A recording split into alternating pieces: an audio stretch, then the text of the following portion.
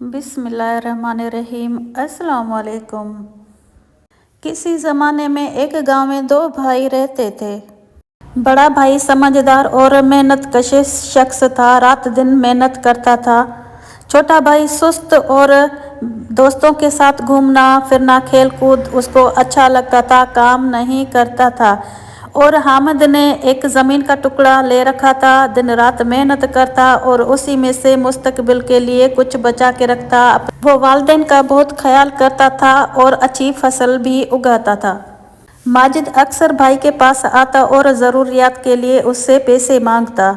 हामिद उसको समझाता था कि उसको भी कभी कभार काम करना चाहिए, लेकिन माजिद हमेशा कोई ना कोई बहाना बना देता। एक साल गांव में शदीद कहत पड़ा। बारिश न होने की वजह से फसलें सूख गई और लोगों के पास खाने को कुछ न रहा। हामिद दानिशमंदी से कुछ अपने पास अनाज जमा करके रखा, इसलिए उसका खानदान भूख से महफूज रहा। उसने गांव के ज़रूरतमंद लोगों की भी मदद की। माजिद, जिसने कभी मुस्तकबिल की फ़िक्र ही नहीं की थी, उस कहत में बहुत परेशान हुआ। उसके पास खाने को कुछ भी न था और उसके दोस्त भी अपनी अपनी मुश्किलात में थे।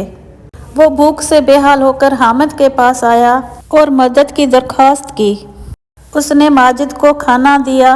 बड़े भाई का दिल भर आया और उसने प्यार से कहा, देखो माजिद, अगर तुमने मेरी बात मानी होती और कुछ काम किया होता, तुमने मेरी बात मानी होती तो तुम्हें ये दिन ना देखना पड़ता। अभी भी तुम्हें अपनी गलतियों से सीखना चाहिए।